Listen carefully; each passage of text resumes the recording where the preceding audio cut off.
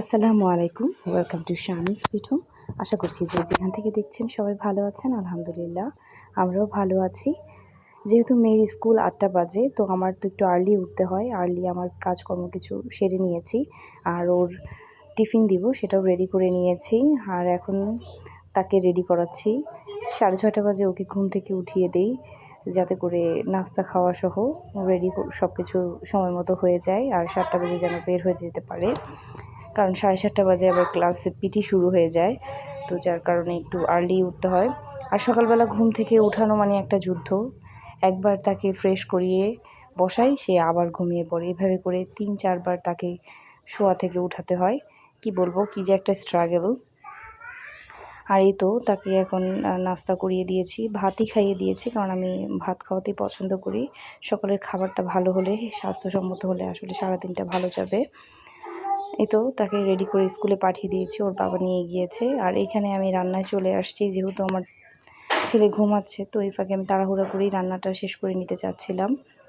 এখানে একটা মাছ আনা হয়েছিল, রূপচাঁদার মতোই দেখা যায়, বাট রূপচাঁদা না। মাছটার নামটাও আমি ঠিক জানি না। এটার আবার আঁশ আছে, তো মাছটা বেশ ভালোই লেগেছে। আর কাটাও তেমন একটা নেই। আর আমাদের বাসায় তো মাছ খুব বেশি চলে, কারণ বাচ্চারা মাছ খেতে খুব পছন্দ করে। মাছ তো লাগবেই লাগবে। এখানে কিছু টমেটো আনা হয়েছিল, টমেটোগুলো বেশ ছোট ছোট, চেরি টমেটোর মতো। তো ওগুলো বের করে নিলাম। যেহেতু সিজন শেষ, আসলে টমেটো তেমন একটা ভালো লাগে না। তারপরে যেহেতু এনেছে, আসলে নষ্ট তো করা যাবে না, তো ওগুলোই এখন মাছে দিয়ে দিব। তো ভালো করে ধুয়ে নিলাম, এখন জাস্ট কেটে কুটে রেডি করব। ওদিকে মাছ ভাজছিলাম, আর এদিকে আবার ধোয়াধুয়ি কাটাকাটির কাজও করে নিচ্ছিলাম, যাতে করে সময় মতো আসলে সব কিছু শেষ করা যায়, যেহেতু আমার টাইমলি আবার যেতে হবে বাচ্চাকে আনতে। এদিকে আমার ছেলেও ঘুমাচ্ছে, তো যেহেতু ও ঘুমাচ্ছে, তাই আমি কাজটা নিরিবিলি তাড়াতাড়ি করে নিতে পারছিলাম। মেয়ের স্কুল বন্ধ দিয়ে দিবে বৃহস্পতিবারেই, আর আমি খুব ওয়েট করছি কবে বন্ধ দিবে, কারণ স্কুল বন্ধ না দিলে আমি কোনো কাজই করতে পারছিলাম না।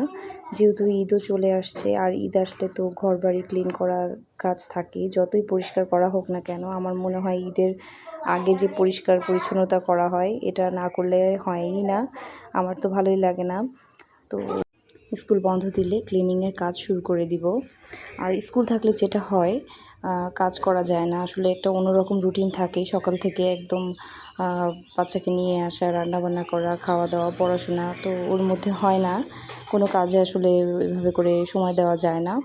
যার কারণে আমি স্কুল বন্ধ দেওয়ার অপেক্ষা করছি, তাহলে নিরিবিলি আসলে নিজের সময় করে আমি ঘরবাড়ি ক্লিন করে নিতে পারবো। কারণ সকালবেলা রান্না করে নিয়ে আমি তারপরে আর রান্নার কাজ থাকে না, আমি নিরিবিলি সব ক্লিনিং করে ফেলতে পারি। যেহেতু আমি রান্নার রুমটা আমি পরে ধরি, আগে আমি আমাদের 3টা রুম, তো ওইটা আগে পরিষ্কার করে ফেলি, ঝোল ঝাড়া থেকে শুরু করে গ্রিল মোছা সব কিছু করে ফেলি। তারপরের দিন বেড কভার যা কিছু থাকে সব একসাথে ধুয়ে ফেলি, এতে করে আমার কাজ একেবারেই হালকা হয়ে যায়। তারপরে আমি রান্নাঘরের কাজটা আমি রান্নার পাশে পাশে ক্লিনিং করে ফেলি, এতে করে আমার সব কিছু কাজ একদম টাইমলি হয়েও যায়, আর আমার তেমন একটা প্রেশারও পড়ে না। আমার ব্লগের কোথাও কোনো অংশ যদি একটু ভালো লেগে যায়, একটা লাইক করে দিবেন, সাবস্ক্রাইব করে আমার পাশেই থাকবেন, বেল বাটনের অল অপশনটা ক্লিক করে রাখবেন, তাহলে পরবর্তী ব্লগের নোটিফিকেশন আপনাদের কাছে চলে যাবে। মাঝে মাঝে আমি ব্লগে ভয়েস দিতে গেলে যেটা হয়, আমি কথা হারিয়ে ফেলি, কি বলবো আর এত কি বলা যায়, শব্দগুলো খুঁজে পাই না। আমার ব্লগ দেখলে বুঝতে পারবেন। আর আমি একটু স্ট্যামার হয়ে যাই, জানি না কার কার আমার মতো এই সমস্যাগুলো হয়। আর একটু সরিও বলে নিচ্ছি, আমার যখন আমি ব্লগে রেকর্ড করতে যাই ভয়েস, তখন বাচ্চাদের নয়েজ শোনা যায়। আমার বাচ্চারা একটু দুষ্ট, তারপরেও আলহামদুলিল্লাহ, কি করার, বাচ্চারা শব্দ করে। চেষ্টা করি ওরা ঘুমিয়ে থাকলে ভয়েস দেওয়ার, তারপরেও সবসময় হয়ে ওঠে না, আসলে ব্যস্ততাও থাকে, আমারও ব্যস্ত থাকে।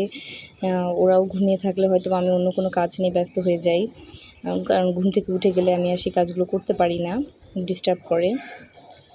আর এই তো কথা বলতে বলতে এখানে কিন্তু আমার পেঁয়াজ ভাজাও হয়ে গিয়েছে। তার মধ্যে আমি আদা রসুন জিরা একসাথে বেটে রেখেছিলাম, তো ওইটাই দিয়ে দিয়েছি 1 চামচের মতো।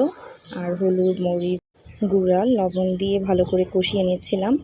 আর এদিকে এসে দেখি সে এখনও ঘুমাচ্ছে নবাব সাহেব, তো ডিস্টার্ব আর করিনি। তারপরেও চেষ্টা করছিলাম উঠে গেলে ভালো হয়, তাহলে ওকে একটু খাবারটা সকালে নাস্তাটা করিয়ে দিতে পারবো। সকালে নাস্তাটা করিয়ে দিতে পারলে একটু শান্তি লাগে। তারপর ওর দাদি আছে, তো ওর দাদিকে বলবো যদি দেরি হয়ে যায় ওর দাদি খাইয়ে দিবে।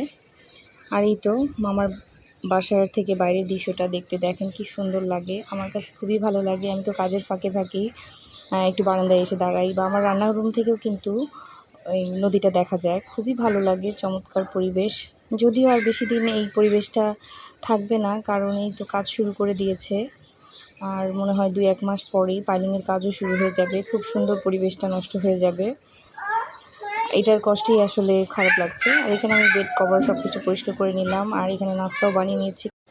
নাস্তা করে মেয়েকে আনতে যাব। আর এখানে আমার তরকারিও রান্না হয়ে গিয়েছে, আর কিছু তরকারি আগে থেকেই রান্না করা ছিল, তো এর জন্য আর বেশি কিছু করতে হবে না আজকে। যাক, আজকে আমি একটু রিলিফ পেয়েছি। তো সবাই ভালো থাকবেন, আজকে এই পর্যন্ত, আল্লাহ হাফেজ।